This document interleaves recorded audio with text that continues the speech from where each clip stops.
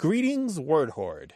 We're here with an exciting option for you, a version of our podcast without any ads. That's right. No advertising interruptions, just the content you love, ready to go in your favorite podcast apps like Spotify and Apple Podcasts. It's another way to support the show, ensuring that we keep bringing you the word stories and language explorations that you love.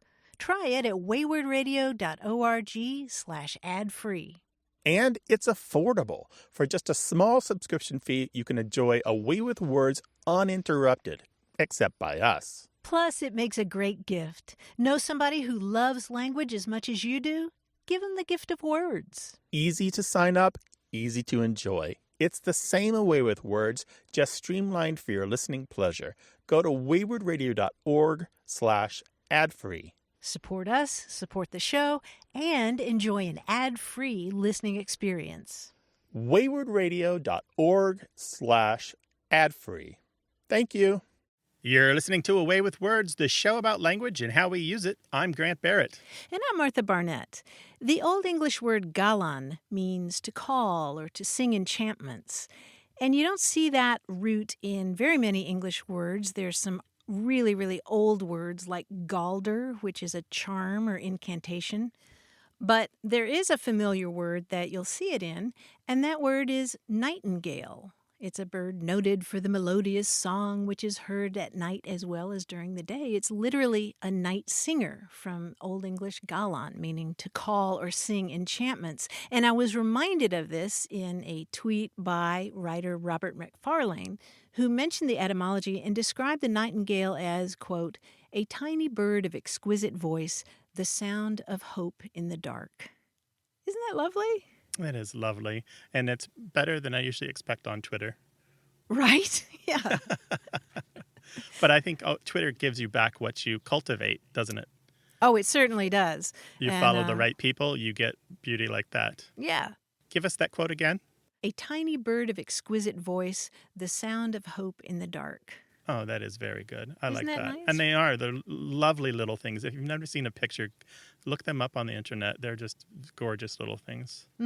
Yeah, and I just love the idea of them singing through the night. This show's about language and everything related to it. Boy, you can call us about slang, new words, grammar, a dispute you had about how to write a PowerPoint slide at work. 877-929-9673. Email words@waywardradio.org or share your musings on Twitter with us at WAYWORD. Hello, you have A Way with Words. Hey, this is Cherie calling from Boerne, Texas. Hi, Cherie. Welcome to the show. Hello, Cherie. Well, thank you. Hey, Martha. Thank you. Thank you. Good to be here. I've got a question for you that a quote or a phrase that my mother used to say. She lived with me for the last 15 years of her life, and she was an excellent cook, and she would volunteer to make dinner several nights a week. Well, towards the end of the week, when there would be a number of leftovers in the fridge, she would pull them out and say, we're having a Duke's mixture. And I've never heard that expression, and quite frankly, I didn't really ever think about it until recently. She's been gone almost 6 years, and I was just thinking about her the other day, and I had to laugh about Duke's mixture, so I thought, you guys might know where that came from. Did she use it specifically for food, or did she ever use it in any other kind of situation? No, only when she was pulling leftovers out, and a lot of different leftovers. Well, there's a really interesting history for the term Duke's mixture. The original Duke's mixture was a kind of tobacco. It was a kind of loose tobacco that came in a little white bag with a drawstring. Uh-huh. And it was odds and ends, sort of like the leftovers that you were talking about. But it was just odds and ends of tobacco. It wasn't very high grade tobacco, and it was a product where you would roll your own from this Duke's mixture, and it came from the Duke family's tobacco company. This is the same family that eventually gave millions and millions of dollars to Duke University. So they would Oh, my name the goodness. university after them. Yeah, yeah. So the original Duke's mixture was produced by this tobacco company in North Carolina. That was in the late 19th century. And by the early 20th century, you see people using the term Duke's mixture, often in quotation marks, to mean a mixture of or conglomeration of things. And later, Okay. granted, it's been applied to all different kinds of things, like animals. Yeah, so the same way we might say Heinz 57 to refer to a mixed breed mutt, people sometimes would use Duke's mixture. Sometimes it's not a favorable saying. You might use it for a confused or messed up situation. I've also Right. seen it being used for being dealt a bad hand at card playing. Why, this is a Duke's mixture you've dealt me here, something like that. Interesting, interesting. Well, of course, Mother was a good cook, so it was always a good combination, even though it might be odds and ends. But that's so interesting that it would come from the tobacco end of the story. Uh-huh, uh-huh. And now it's much more generalized. I'm not sure that anybody knows what Duke's mixture is, but you can see pictures of Right. those little pouches of tobacco online. But that's a wonderful family linguistic heirloom to bring to us. Yes, it is. It's a great way to remember her, and I don't remember her using it when I was a child, but we may not have had leftovers left over when I was a kid, but as an adult, we had leftovers, so so it is a fond way to remember her. It really is. Oh, that's wonderful. We appreciate your sharing that with all of us. Thanks, Sherry. Oh, you bet. Well, thank you Take both, Grant take and care Martha. now. I love your show. You guys take Oh, care thank you too. very Thank much. you. All Bye-bye. right. Bye-bye. Call us with your linguistic heirlooms, 877-929-9673, or send them to us in email, words@waywardradio.org.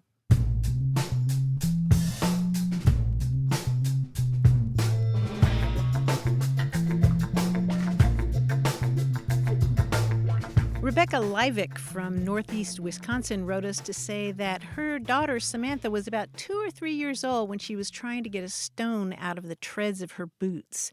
And little Sam said, "It's stuck in the bumpity-scrapples." Yeah, the bumpity-scrapples. And Rebecca says we've been using that term in our family ever since. That's about 30 years now. Oh, yeah, that's a instant classic, right? That's Yes. automatically in the family vocabulary. Bumpity-scrapples. Yes, I'm going to adopt that myself. She says, I think the reason the word stayed with us is because Sam's older brother, Kyle, just wouldn't stop repeating it. And isn't that how it goes, right? A little kid Yeah, says something and everybody picks it up. bumpity-scrapples. That's perfect. 877-929-9673. Hello, you have a way with words. Hi, Martha. My name's Mitchell Buck. I live in Arlington, Texas. Hey, Mitchell. I had a question concerning a phrase my father used to use. He was a naval aviator in the Second War, and he learned to fly at a little place called Avenger Field in Sweetwater, Texas. And when he went to flight school in Olathe, Kansas, to learn to fly the naval way, he told me of an expression that one of his instructors used, and it's a little odd. He said, if a bullfrog had wings, he wouldn't bump his butt. The training aircraft that they had there in Olathe was an airplane called an AT-6 Texan, and it was referred to as a tail dragger, meaning that it had a rear wheel and it set up on the front two wheels. He said that there were some cadets that unfortunately in trading accidents and whatnot were killed, and I just have no idea where the expression came from, and I was just wondering if you guys had any ideas. What was happening when he used the expression? I guess it was more of an expression of, if this happens, then it could lead to something else happening. Okay. That was sort of the way he used it. And what's the expression again? If a bullfrog had wings, he wouldn't bump his butt. Yeah, okay. I got that. Martha, you know that one? Well, he's got a point there. It's true. It's true. That'd be any one of us, right? Yeah, And so, exactly. Mitchell, it sounds like you believe that the expression has something to do with the tail-dragging aircraft. That was sort of the impression I got. I could see the expression feeling like it belonged there. It's certainly colorful. There's a lot of variations on this. If a frog had wings, he wouldn't bump his backside every time he jumps. And of course, backside is often replaced by various synonyms for backside, including all the crude ones. The last part is often changed to they wouldn't bump their tails on rocks or the ground or logs. And we find this as early as 1914, although it's probably older than that. So, wow. What's interesting is it's a variation on another classic saying, which is about flying. If pigs had wings, they could fly. And that expression dates to the mid-1800s. So there's a lot of these expressions. They're all about wishful thinking. It's when you say, well, I wish I didn't have to work tomorrow, or I wish the summer wasn't as hot. And then somebody says to you, yeah, well, if bullfrogs had wings, he wouldn't bump his butt, meaning you can't change that. Okay. And so it's things like if wishes were horses, beggars would ride. If my aunt had wheels, she'd been a bus. Or if my aunt had been a man, she'd have been my uncle. So there's a bunch of these. So the operative word here is if. Yeah. In all of those, right? So it's all about you wishing for something that hasn't happened and couldn't happen. So how about that? It's not exclusively aviation related. This all makes a lot more sense now, other than just being a colorful expression. Yeah. Thank you so much for sharing your story with us. Yeah, I really appreciate y'all clearing that up for me. Take care, Mitchell. You too. Bye-bye. 877-929-9673.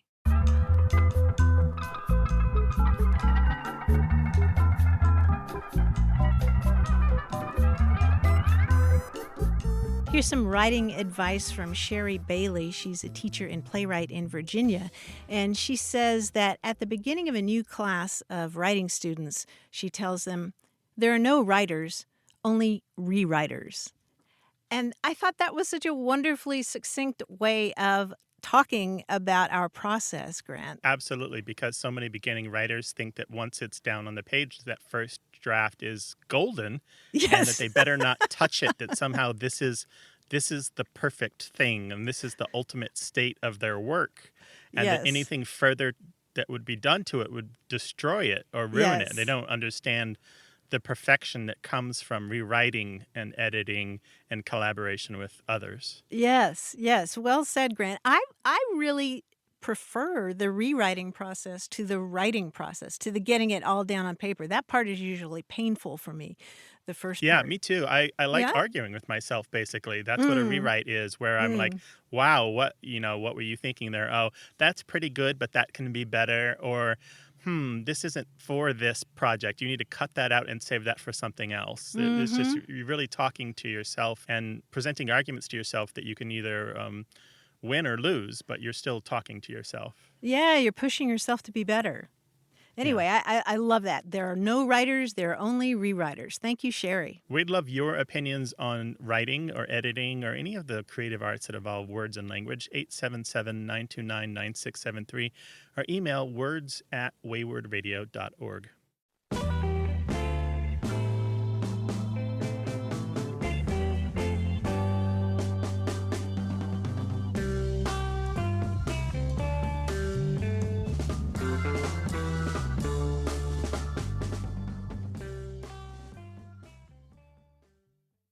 Hey, we've got something special for those of you who love our show but could do without the ads. That's right. Imagine a way with words, the same engaging conversations, the same deep dives into language without advertising interruptions. We're talking about our ad-free podcast feed. It's sleek, clean, and it's just for our supporters. It's at waywardradio.org/ad-free. It's inexpensive, easy to sign up for, and works with all major podcast apps like Apple Podcasts and Spotify. It's an affordable way to support the show and get a seamless listening experience. And if you're feeling generous, why not give a subscription to another Away with Words fan? That's waywardradio.org/ad-free. Sign up today. Your support means the world. waywardradio.org/ad-free. Thank you. You're listening to Away with Words, the show about language and how we use it. I'm Martha Barnett. And I'm Grant Barrett, and we're joined by that interesting and curious quiz guy, John Chinesky from New York. Hi, John. Hi, Grant. Hello, Martha. I hope you guys are doing well in this challenging time, as we call it. And in this challenging time, I think we need some poetry. Okay, yeah, sure. Yeah. Sure. One thing that's great about poetry is that everyone can do it. You just need confidence and some kind of vocabulary. Now, this quiz is half trivia, half creative. I'll read you a selection from a famous poem, and I'll leave one word or two off the end, or off the section I'm giving you. And if you think you know what's missing, say, I know this, and then you can give me the answer. Or if you don't know what's missing, you can say, I wrote this, and then I'll let you come up with a word that ends the selection, even if you don't know it. What do you think of that? Okay. So I know this or I wrote this. I know this Exactly. means I'm filling in the right words. I wrote this means I'm filling in some nonsense that I just want to have a laugh Right. with. Okay. It could be good nonsense. You never know, right? Yeah. Okay, now I have a feeling based on what I know about you guys will do pretty well in this quiz anyway. Here's an example. This is from The Road Not Taken by Robert Frost. And both that morning equally lay in leaves no step had trodden black. Oh, I kept the first four blank. I wrote this. What'd you write, Martha? What do you want to put in there? I kept the first four. I gave the other three back. I gave the other three back. That's very nice. That's not actually what Robert Frost said, though. What he said was another day. Another day, right. Oh, I And thought both he was that rhyming with black. Oh, no, he was rhyming with lay. But nice try, though. I liked yours. Again, there's actually no wrong answers in this quiz. Whatever you think is poetry is poetry. Here we go. Here's another one. This is from Gwendolyn Brooks. It's called We Real Cool. We real cool, we left school, we lurk late, we strike straight, we sing sin, we blank. I wrote this. You wrote that, Grant. Tell me, what does it say? We stayed in. We stayed in. Well, that's very current affairs of you. I like it. It's really good. It goes like this. We sing sin, we thin gin. Oh, I'll take lovely. both staying in and a little thin gin right about now. This one's the Red Wheelbarrow by William Carlos Williams. This is basically the whole poem. So much depends upon a red wheelbarrow glazed with rainwater beside the white blank. I know this. You do know that, Martha. What is it? Chickens. Chickens, right, beside the white chickens. This is from One Art by Elizabeth Bishop. The art of losing isn't hard to master. So many things seem filled with the intent to be lost that their loss is... Faster. I wrote this. Their loss is no... Disaster. Yeah, their loss is no disaster. That's a beautiful poem. Anyway, that's our poetry quiz for today. I thought I'd, just put a little poetry in your day. So I hope you liked it. I've got some collections here on the shelf that need to make their way to my desk, I think. Excellent. Let's do it. Let's all do it Thanks, during, John. During this time. Thank you, guys. Take care, and I'll talk to you next time. All right. Bye-bye. Bye-bye. We know you want to talk with us about language, so give us a call, 877-929-9673, or send your questions and comments about language to words@waywardradio.org.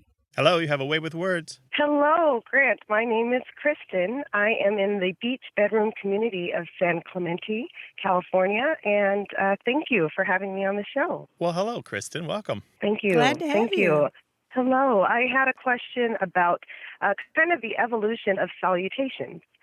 I love older movies, anything Turner Classic movies.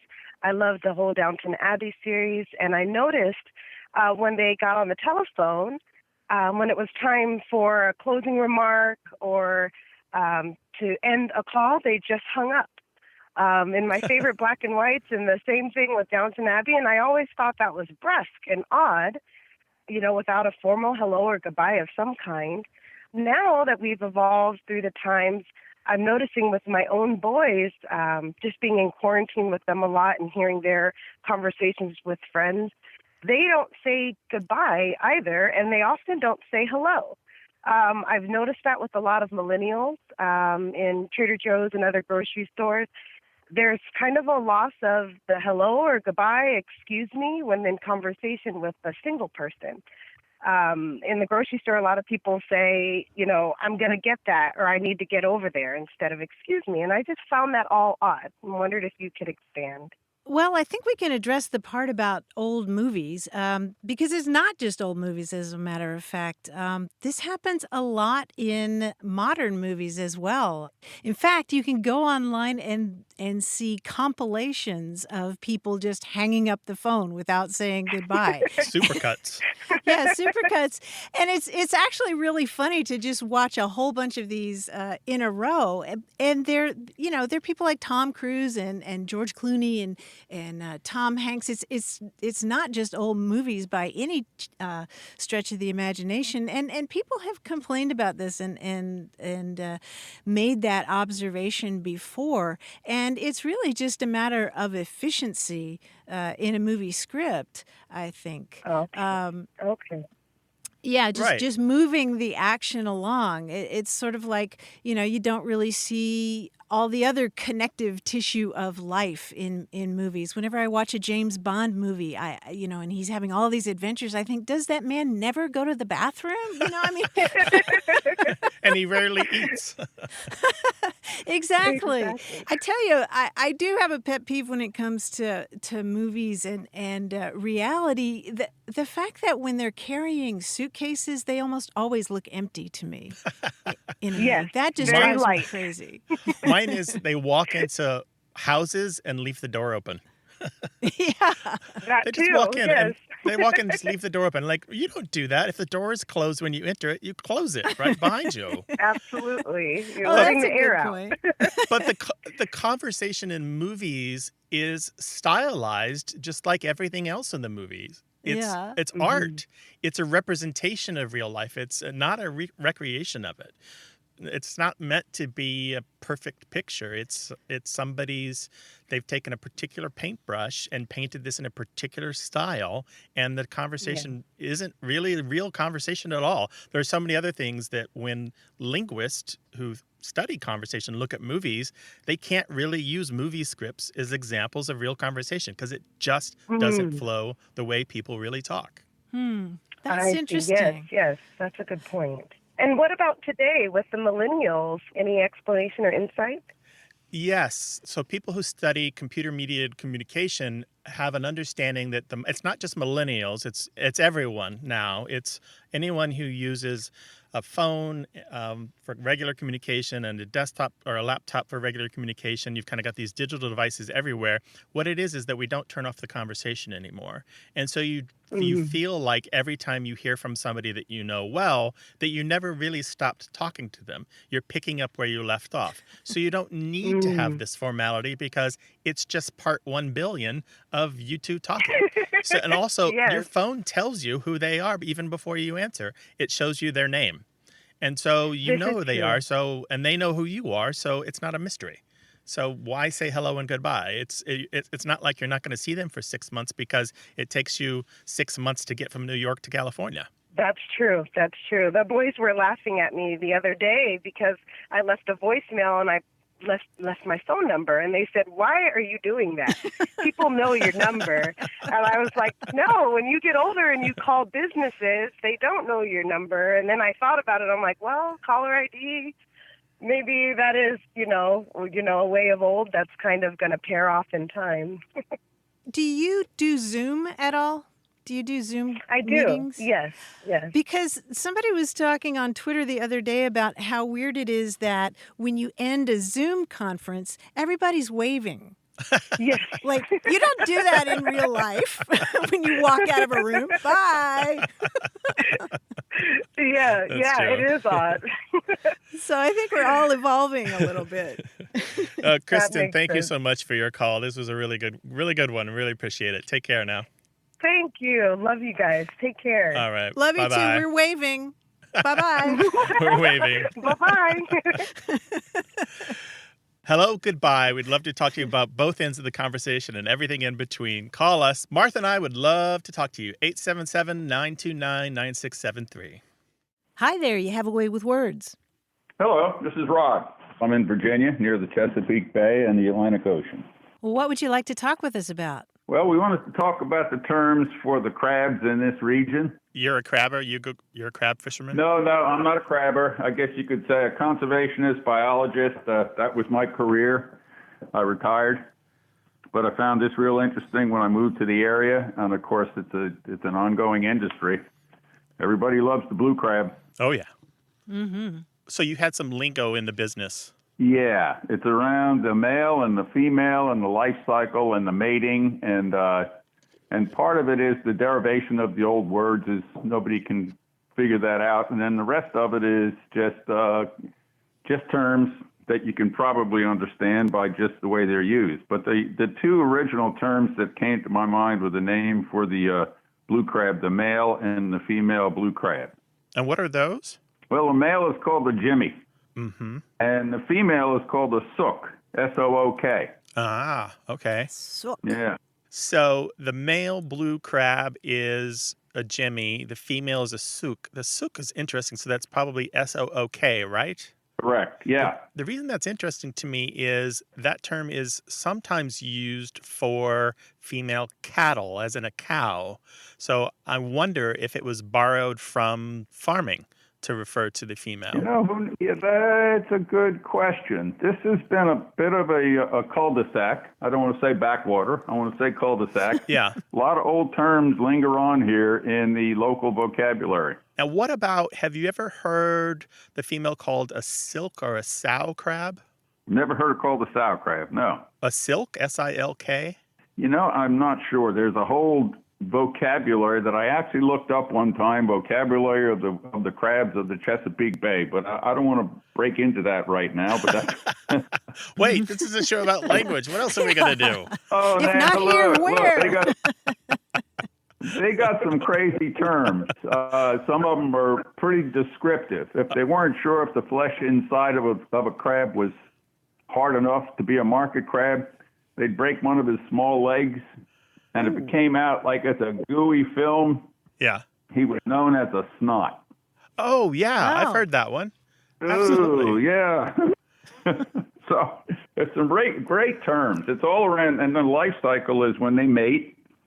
And when they mate, they're called a buck and a rider. The male is the buck, and the rider is the female. Because the male has to hold the female while she loses her shell, her exoskeleton, because they're called doublers then, and they're cannibalistic. And it's the only time the male can mate with the female. Yeah, see, she needs protection then, and she's just a soft piece of meat. They can't mate when they're in their hard shell. So then there's a whole vocabulary of what goes on with the female and the male, and as the change in the shell, and how then there's a market vocabulary that goes with the soft crab. It's really, really interesting. Well, now wait, they're cannibalistic, did you say? If you're a soft crab in the bottom of the Chesapeake Bay or on the seaside, yep, you're nothing but meat. Wow. And Wow. anything out there, including another crab, except for the male, except for the buck, who's got you kind of cradled in his legs, and he's got his pinchers out there in front of him to defend both of you while he's mating with you. That's I very see. descriptive. I'm learning something new every day. This is a family show, but thanks for that. You're reminding me of a different term, which I don't think is related, but buckram is a term for a crab that has molted, whose new shell has hardened, right? She sheds. Now she's lost all of her exoskeleton. They mate. Now she's a soft crab, and then they got the vocabulary that goes with that, and that's primarily based on the grade of the crab and who they can sell them to. And she'll stay soft as long as you keep her out of the water. But as soon as you put her in the water, she starts to harden up, and first she becomes a paper, and then she becomes a buckram. I think buckram is like a kind of canvas or something. That's I'm right. not sure. It's a kind of a double-layered, stiff fabric, sometimes used for hat making or book binding, kind of held together with glue. But yeah, it's a stiff fabric, and so the shell probably reminded people of that. I got to say, Rod, this is all incredibly fascinating. This is really, I think I'm in the wrong career. Thank you for spending so much time with us and sharing your knowledge. This is great. Oh, you're welcome. Yeah, dig into it. Come visit. All right. Bye-bye. Thanks. Bye-bye. And if you've got a field that you work in that's got this wealth of language, hey, give us a call. Tell us all about it, and we'll share it with the world. 877-929-9673, or explain it in email to words@waywardradio.org.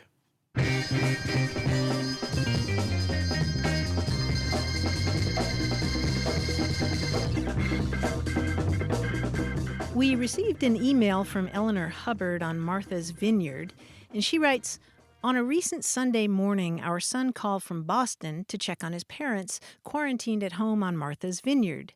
In the course of the conversation, he asked what I was going to do now that my art exhibit had been canceled.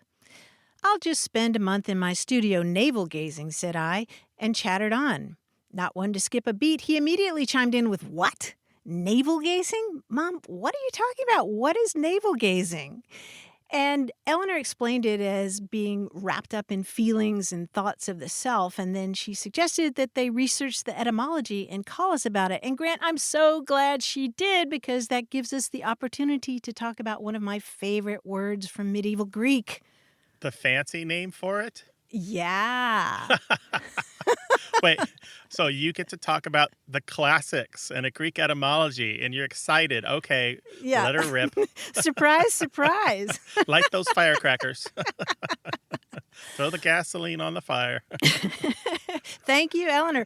Well, the word that I got so excited about in Greek is omphaloskepsis, which is a sarcastic term for medieval monks in Greece who did a lot of mystical contemplation in a position that made it look like they were gazing at their navels. Maybe they were gazing at their navels.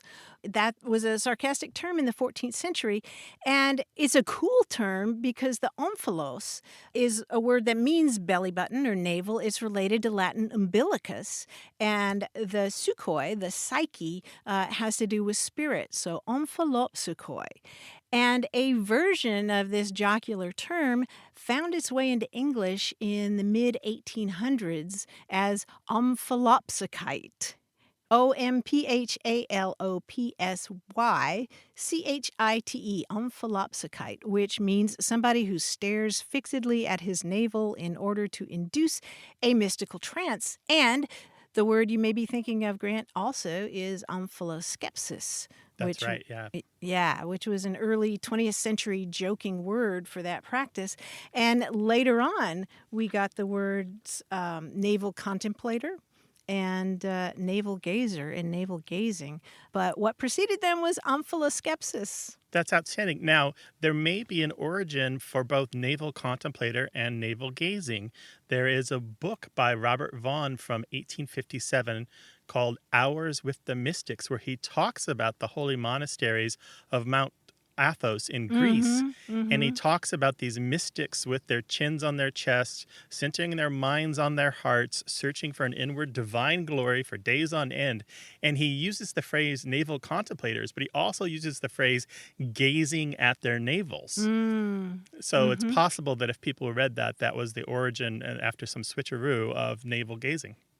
But that's the mid-1800s that you were talking about. Yeah. This idea of assuming a certain position to try to get yourself into a mystical trance. I mean, it really goes back to Hebrew scripture and the book of Kings, where Elijah puts his head between his knees to pray. That's outstanding. Eleanor has an inquisitive mind. Tell us about your life and the words you've come across and the things that you want to discover and share with us. 877-929-9673. Email words@waywardradio.org. More about what we say and why we say it. Stick around for more of A Way with Words.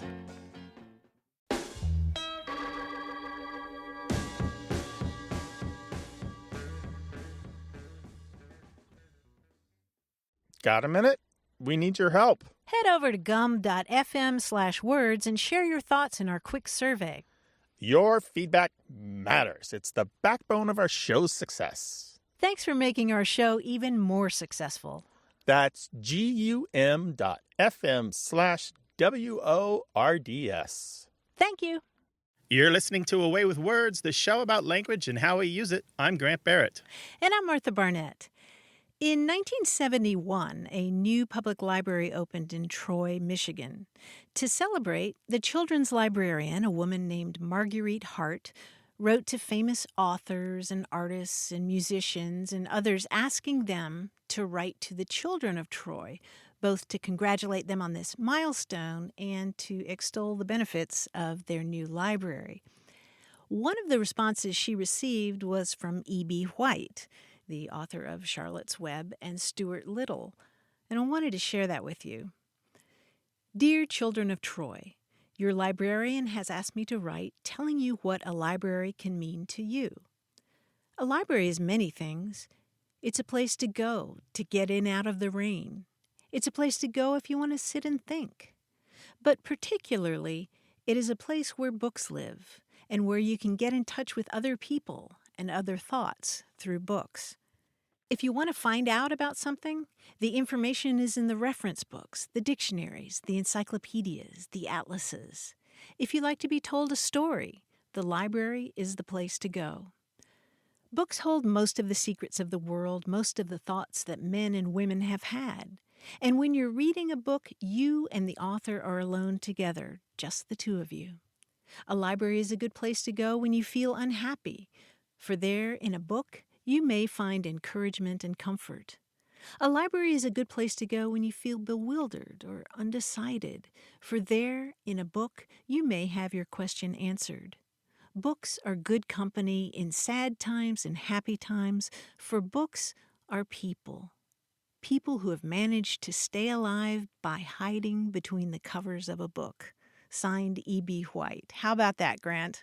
That's lovely. And just for background for anyone who doesn't remember, E.B. White was one of the names on Strunk and White's writing guide, right? Oh, that's right. I forgot about that part.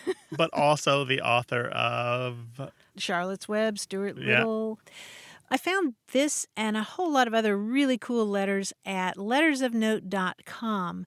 It's a collection of letters from throughout history compiled by Sean Usher, who has also published several compilations of this correspondence back and forth between historical figures, some people that you wouldn't know, some people that you would, but all the letters are really fascinating to read. That's at lettersofnote.com. Yeah, and I love that letter in particular. I'm glad that you chose it. And you know that you've seen me give speeches about this when you and I are on the road and talking to our listeners and to communities and groups about how I feel in some way that libraries saved me or even rescued me from what I think would have been a different life and maybe not as a good one, because they gave me exactly the opportunities that he's talking about. They in a poor community, they gave me books. They gave me learning. They gave me knowledge. They gave me other worlds, other perspectives. And I absolutely think that it's still true that libraries are now, and maybe more than they were when I was a kid, a lifeline for anybody who's lonely or uneducated or needs help or needs a friend or just needs to get out of their own shoes and get into someone else's. Call us 877-929-9673 or write us a letter. Our email address is words@waywardradio.org. Hi there, you have a way with words. Hi, Martha. Yeah, this is Doug Bradley. How are you? I'm calling you from Madison, Wisconsin. What can we do for you today? I've got a term that my dad used when I was a young man growing up in Philly in the 1950s. And all the interesting words that came into our household were from my mother's side of the family because she was Albanian and Italian. And so I got a lot of that. But my dad, when at one point he was getting promoted in a sales job he had, was having his boss come over for dinner and was really fussy about this. And everything, all the preparations. And he kept referring to the guy as a big mahoff. Big mahoff. Yeah, mahoff. I'm guessing it's Mahoff. And, I remember I quizzed my mom about this. I think I even later asked my dad, who sort of blew me off. But, when this guy came, I thought maybe he'd be regal. He'd be on a camel and have a special kind of hat on. I was getting these images of what a mahoff was, but he was just like anybody else. He was a guy that came over for dinner. But And it stayed with me for years. I never did get, both my folks have passed away, and I never did get back to that story. And of course, knowing about your show and loving your show and what you guys are able to do, I thought, if there's anybody that can help explain to me what a big mahoff is, it's you guys. So this is in Philadelphia, right? Yes.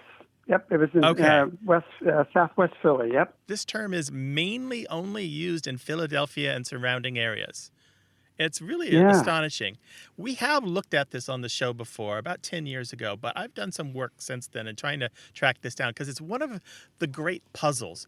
Somebody else who's looked into it is Mark Bowden, I think that's how you say his name, Bowden, who wrote a piece for the Philadelphia Inquirer in 1996. That's our old paper, and he couldn't find the origins either. And he asked a bunch of people who would know, including some of my colleagues in the dictionary world. And he got a lot of response from listeners as well. And people had some theories. But the results were inconclusive. Nobody really knew where mahoff came from. But everyone agreed it meant, a big wig, a big deal, a big cheese. Here's what we've learned since 1996 when Mark published that piece in the Philadelphia Inquirer. By 1949, mahoff, with or without the big, had started appearing regularly in newspapers, especially to refer to sports figures. We've often talked on the show how when there's new language, it often appears in the sports columns first because editors are more likely to give sports writers a little more leeway to be colorful and slangy and colloquial. But in February of 1951, the term's use exploded because on the 19th of that month, William Weisberg of Philadelphia testified in the congressional hearings before a special committee to investigate organized crime and interstate commerce. I know that's a fancy title. Basically, these were mob hearings to figure out what parts of the crime world certain mob members may have controlled and who was in the mob. And he was asked by Senator Estes Kefauver of Tennessee whether people in Philadelphia called Harry Stromberg, also of Philadelphia, the Big Mahoff. Now, Stromberg was the name he was born with, but he went by Rosen, and by all accounts, he was indeed the leading mobster in Philadelphia at the time. And absolutely the Big Mahoff. And Weisberg was his bodyguard and driver. So this is in Congress. It was widely broadcast at the time on radio and television, and it made the headlines. It was chewed over in the press at some length, was on the front pages of newspapers. I'm talking the word mahoff itself appeared in headlines on the front pages of newspapers. And from that point on in 1951, the word's use exploded. However, it's still kind of only stuck in Philadelphia. So what's the origin? That's what you're wondering, right? All this talk, where does it come from? And the answer, Doug, I'm afraid to say, is nobody knows. You're kidding. But, Doug, I've been holding something back.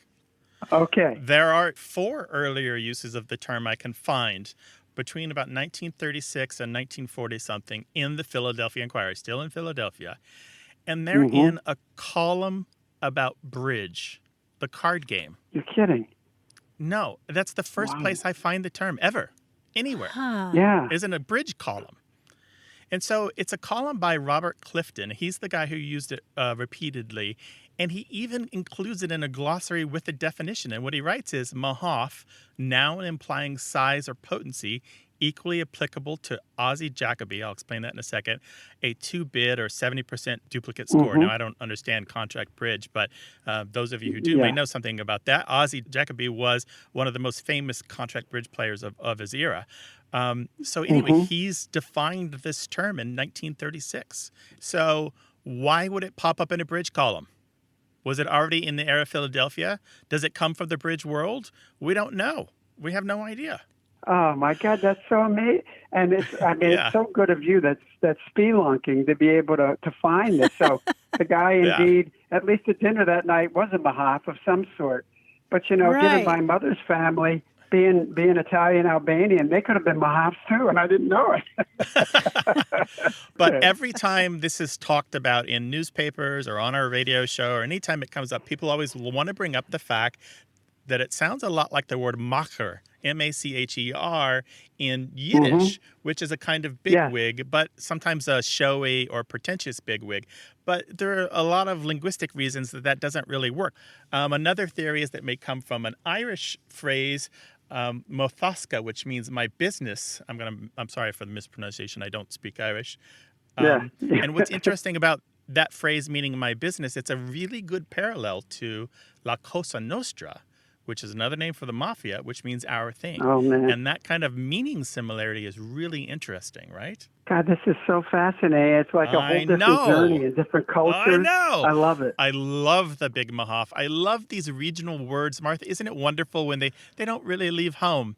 You know, it's like mahoff belongs to Philadelphia and the surrounding area, right? Right. It's a Philadelphia word. And just so much fun that had you not mentioned where you grew up, we would be on it. Yeah, if I'd have said Madison, forget it. But now, given I grew up as a kid in Philly, and that's where the big mahoffs were. Yeah, I guess you don't hear it in Madison, huh?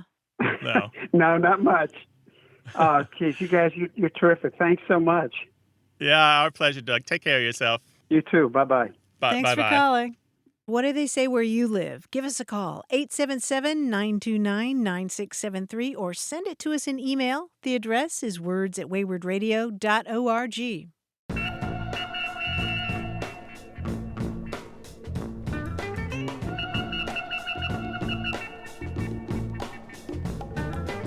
Monty Belton writes, I used the phrase too tired to wiggle in an email this week and had a couple people comment on it.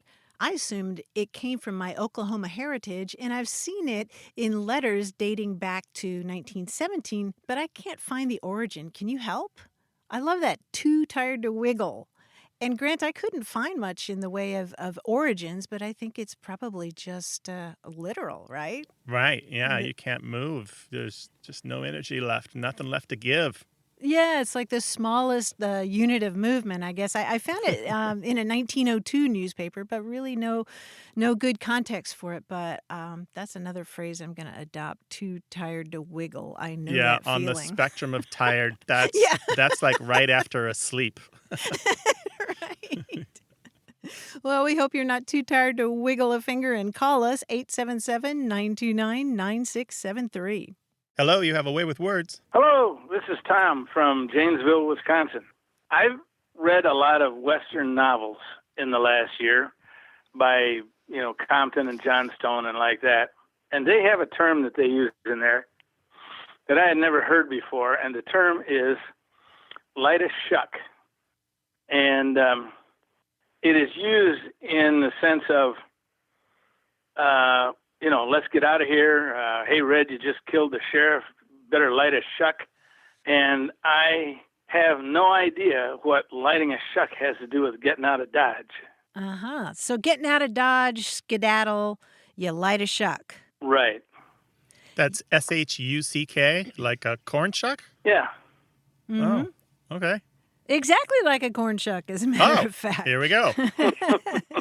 Yeah, Tom, you have to think back to time before electricity being widespread, or think back to time before flashlights. If you needed to leave someplace quickly, like a cabin or something out on the range, and go out in the dark, then you had to take your own light with you. And a quick way to do that would be to grab a corn shuck and stick it in the fire and use that for a light. And another expression like that, I don't know if you've run into it, is light a rag. It's the same idea. Interesting. It is in a lot of dictionaries of cowboy language. Dictionary of the American West by Winfred Blevins has it. And so it's possible these writers of these modern or even the older dictionary stories have those same dictionaries and are plucking cowboy language from them. So you're going very far. You must have had to have a big sack of corn shucks because they can't burn very long. Well, that's one of the things that the dictionaries say, that part of the idea is that they do burn so fast. A dry corn husk it doesn't last very long. You can twist them, and you can actually rub them in the dirt to make them last a little bit longer. Mm-hmm. Another dictionary suggests an even broader idea, the speed at which fire travels through a whole field of dry corn stalks, not just a single shuck held in the hand. Mm-hmm. And this reminds me, there's another expression, come to fetch fire, which means if you go someplace to fetch fire, if you go to the neighbors to fetch fire, it's another way of saying the person didn't stay very long. Oh, you just came to fetch fire. So you just pop over, you fetch a little fire, light your shuck, and go on home. I see. Interesting. So you wouldn't stay as long as if you came to borrow a cup of sugar. Pretty much, No. yeah. Yeah, exactly.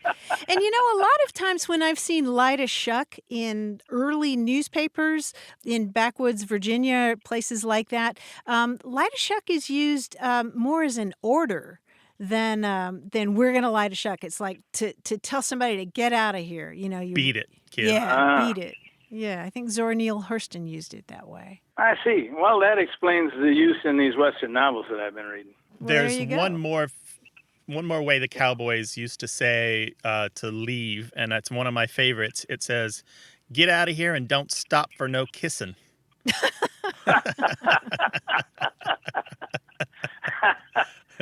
Well, that's interesting that lighting a shuck eventually morphed into kissing. That's very interesting. Call us again sometime, Tom. Thank you. Thanks for calling. I'll do that. Thank you very much. 877-929-9673.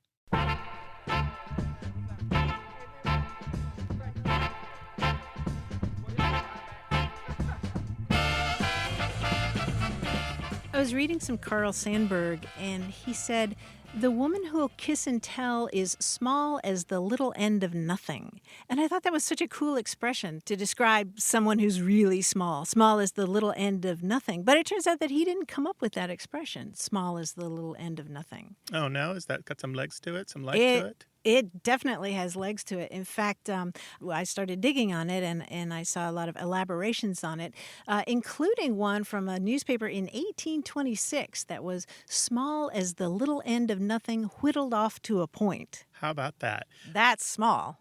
Well, in the Sandberg piece, you say that it's about a woman who kisses and tells, and so she might be somebody who's not trustworthy, right? Yeah, it's interesting that you bring that up because I've seen a lot of uses of small as the little end of nothing, referring to somebody's character, not very trustworthy. But it's also been used to suggest something that's just really tiny, maybe Gotcha. the runt of a litter or something. Small is the little end of nothing.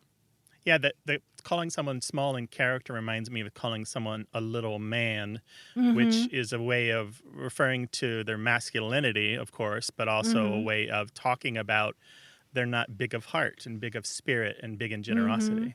Small as the little end of nothing, whittled off to a point. I mean, you can't get any smaller than that. That's minute. That's an atom. Yeah. Talk to us on Twitter at WAYWORD. Thanks to senior producer Stephanie Levine, editor Tim Felton, and production assistant Rachel Elizabeth Weisler. You can send us messages, subscribe to the podcast and newsletter, and catch up on hundreds of past episodes at waywardradio.org. Our toll-free line is always open in the U.S. and Canada, 877-929-9673, or email us words@waywardradio.org. A Way with Words is an independent production of Wayward, Inc., a nonprofit supported by listeners and organizations who are changing the way the world talks about language. Many thanks to Wayward board member and our friend Bruce Rogo for his help and expertise. Thanks for listening. I'm Grant Barrett. And I'm Martha Barnett. Until next time, goodbye. Bye-bye.